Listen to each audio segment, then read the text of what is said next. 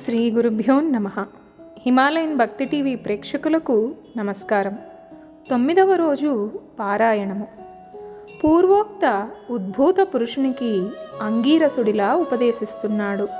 నాయనా, ఒకప్పుడు కైలాసంలో పార్వతీదేవికి శివుడు చెప్పిన విషయాలనే నీకిప్పుడు చెప్పబోతున్నాను. శ్రద్ధగా విను. ఉద్భూత పురుషునకు అంగీరసుడు చేసిన ఆత్మజ్ఞాన బోధ. శ్లోకము. కర్మబంధశ్చ ముక్తిశ్చ కార్యం కారణమేవ చ స్థూల సూక్ష్మం తథా ద్వంద్వ సంబంధో దేహముచ్యతే. కర్మబంధము, ముక్తి కార్యము, కారణము, స్థూల సూక్ష్మము ఈ ద్వంద్వ సంబంధితమే దేహమనబడుతుంది. శ్లోకము. అత్ర బ్రూమ సమాధానం కోన్యో జీవస్యమేవహి స్వయం పృచ్ఛసి మాం కోహం బ్రహ్మైవాస్మిన సంశయః.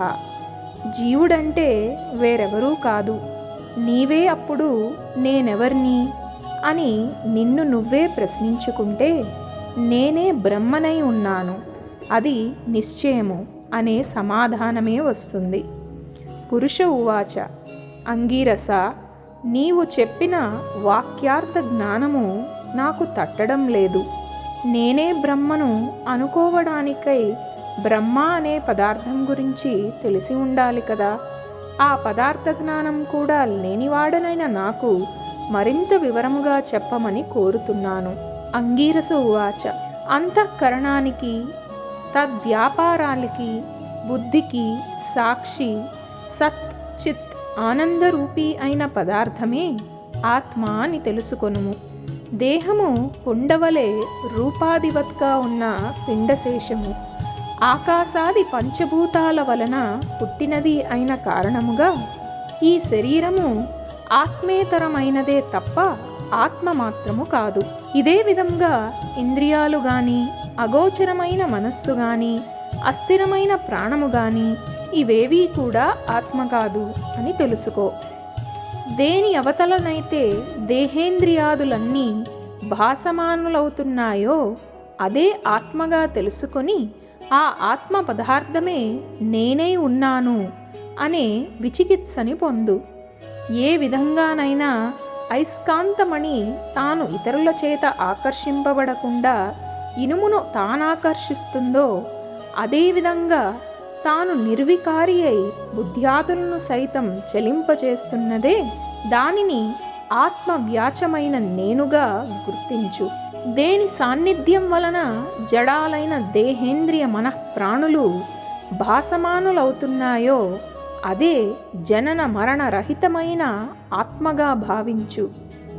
ఏదైతే నిర్వికారమై నిద్ర జాగృత్ స్వప్నాలందు వాటి ఆద్యాంతాలను గ్రహిస్తున్నదో అదే నేనుగా స్మరించు. ఘటాన్ని ప్రకాశింపజేసే దీపం ఘటితమైనట్లే దేహేతరమై నే ననబడే ఆత్మచేతనే దేహాదులన్నీ భాసలమవుతున్నాయి. సమస్తము పట్ల ఏర్పడుతుండే అగోచర ప్రేమైకారమే నేనుగా తెలుసుకో. దేహేంద్రియ మనః ప్రాణాహంకారాల కంటే విభిన్నమైనది జనితత్వ, అస్తిత్వ, వృద్ధిగతత్వ, పరిణామత్వ, క్షీణత్వ, నాసాంగ తత్వాలనే షడ్వికారాలు లేని దానినే ఆత్మగా, అదే నీవుగా, ఆ నీవే నేనుగా, నేనే నీవుగా, త్వమేవాహంగా భావించు. ఈ విధంగా త్వం నీవు అనే పదార్థ జ్ఞానాన్ని పొంది తత్కారణాత్ వ్యాపించే స్వభావము వలన సాక్షాత్ విధిముఖంగా తత్శబ్దార్థాన్ని గ్రహించాలి. తత్ శబ్దానికి బ్రహ్మ అని అర్థము. శ్లోకము. అతద్వ్యవృత్తి రూపేణ సాక్షాత్ విధిముఖేన చ వేదాంతానం ప్రవృత్తి స్యాత్ విరాచార్య సుభాషితం. అత శబ్దానికి బ్రహ్మాండమైన ప్రపంచమని అర్థం. వ్యావృత్తి అంటే ఇది కాదు, ఇది కాదు అనుకుంటూ ఒకటొకటిగా ప్రతిదానిని కొట్టివేయ పారేయడం. అంటే ఈ చెయ్యి బ్రహ్మ ఆత్మ కాదు, ఈ కాలు ఆత్మ బ్రహ్మ కాదు, అనుకుంటూ ఇది కాకపోతే మరి అది ఏది అని ప్రశ్నించుకుంటూ పోగా పోగా మిగిలేదే బ్రహ్మం, ఆత్మ అని అర్థం. ఇక సాక్షాత్ ద్విముఖాత్ అంటే సత్యం, జ్ఞానం, అనంతం బ్రహ్మ అనే వాక్యాల ద్వారా సత్యత, జ్ఞానం, ఆనందాల వల్లనే ఆత్మ నరయగలగాలని అర్థం. ఆ ఆత్మ సంసార లక్షణావేష్టితం కాదని, సత్యమని, దృష్టిగోచరం కాదని, చీకటి ఎరుగనీదని లేదా చీకటికి అవతలదని, పోల్చి చెప్పడానికి వీలు లేనంతటి ఆనందమయమని, సత్య ప్రజ్ఞాది లక్షణయుతమని, పరిపూర్ణమని పూర్వోక్త సాధనల వలన తెలుసుకో. అబ్బాయి, దేనినైతే సర్వజ్ఞం పరేశం సంపూర్ణ శక్తిమంతంగా వేదాలు కీర్తిస్తున్నాయో ఆ బ్రహ్మ నేనే అని గుర్తించు. ఏది తెలుసుకుంటే అన్నీ తెలిసిపోతాయో అదే ఆత్మ, అదే నువ్వు, అదే నేను. తదను ప్రవిశ్య ఇత్యాది వాక్యాల చేత జీవాత్మ రూపాన జగత్ ప్రవేశము, ప్రవేశిత జీవులను గురించిన నియంతృత్వము, కర్మ ఫలప్రదత్వము, సర్వజీవ కారణ కర్తృత్వము దేనికైతే చెప్పబడుతూ ఉందో అదో బ్రహ్మగా తెలుసుకో. తత్వమసి, తత్ అంటే బ్రహ్మ లేదా ఆత్మ, త్వం అంటే నువ్వే అనగా నువ్వే అనగా పరబ్రహ్మమని అర్థం. ఓ జిజ్ఞాసు, అద్వయానంద పరమాత్మయే ప్రత్యేగాత్మ, ఆ ప్రత్యేగాత్మే ఆ పరమాత్మ. ఈ ప్రకారమైన తదాత్మ్యత ఏనాడు సిద్ధిస్తుందో అప్పుడు మాత్రమే తత్ శబ్దార్థం తనేనని, త్వం శబ్దము సాధనమే గాని ఇతరం గాదని తేలిపోతుంది. నీకు మరింత స్పష్టంగా అర్థమవడం కోసం చెబుతున్నాను, విను. తత్వమసి, తత్ ప్లస్ త్వం ప్లస్ అసి. ఈ వాక్యానికి అర్థం తదాత్మ్యము అనే చెప్పాలి.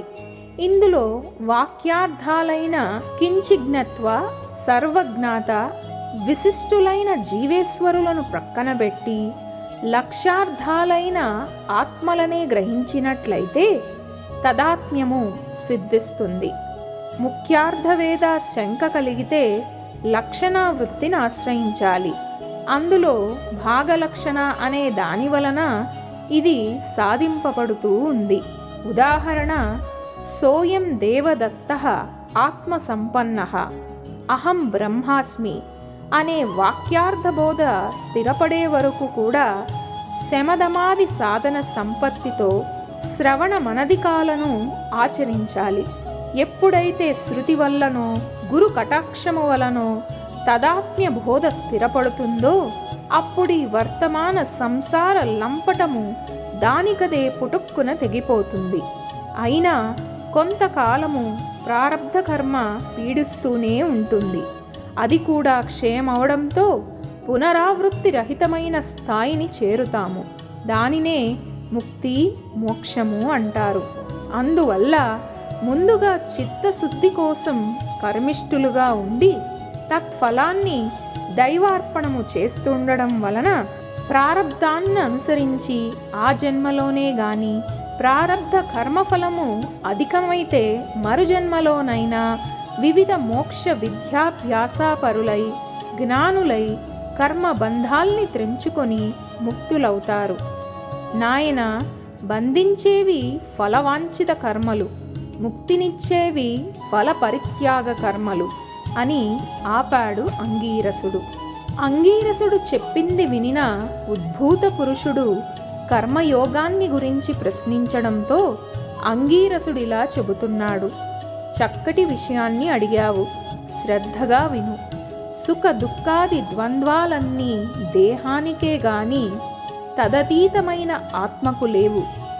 ఎవడైతే ఆత్మానాత్మ సంశయగ్రస్తుడో వాడు మాత్రమే కర్మలను చేసి తద్వారా చిత్తశుద్ధిని పొందినవాడై ఆత్మజ్ఞాని కావాలి.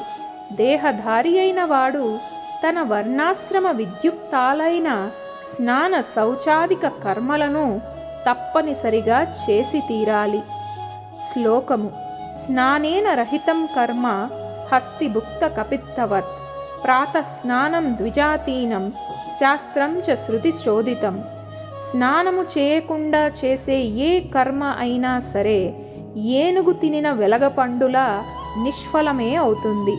అందున బ్రాహ్మణులకు ప్రాతఃస్నానము వేదోక్తమై ఉంది. ప్రతిరోజున ప్రాతఃస్నానం చెయ్యలేని వాళ్ళు సూర్య సంచారము కల తులా, కార్తీక, మకర, మేఘ, మేష, వైశాఖలోనైనా చెయ్యాలి. జీవితంలో ఈ 3 మాసాలైన ప్రాతఃస్నానాలు చేసేవాడు సరాసరి వైకుంఠాన్నే పొందుతాడు. చాతుర్మాస్యాది పుణ్యకాలాలలో గాని, చంద్ర సూర్య గ్రహణ పర్వాలలో గాని స్నానము చాలా ప్రధానము. గ్రహణాలలో గ్రహణకాల స్నానమే ముఖ్యము. సర్వకాలముల యందు బ్రాహ్మణులకు పుణ్యకాలాలలో సర్వ ప్రజలకు స్నాన, సంధ్యా, జప, హోమ, సూర్య నమస్కారాలు తప్పనిసరిగా చేయవలసి ఉన్నాయి. స్నానాన్ని వదిలినవాడు రౌరవ నరకగతుడై పునఃకర్మ భ్రష్టుడిగా జన్మిస్తాడు. ఓ వివేకవంతుడా, పుణ్యకాలాలన్నింట సర్వోత్తమమైనది కార్తీక మాసము. వేదాన్ని మించిన శాస్త్రము, గంగను మించిన తీర్థము, భార్యతో సమానమైన సుఖము, ధర్మతుల్యమైన స్నేహము, కంటి కంటే వెలుగు లేనట్లుగానే కార్తీక మాసముతో సమానమైన పుణ్యకాలము గాని, కార్తీక దామోదరుని కన్నా దైవము గాని లేడని గుర్తించు. కర్మ మర్మాన్ని తెలుసుకుని కార్తీకములో ధర్మాన్ని ఆచరించేవాడు వైకుంఠమును చేరుతాడు.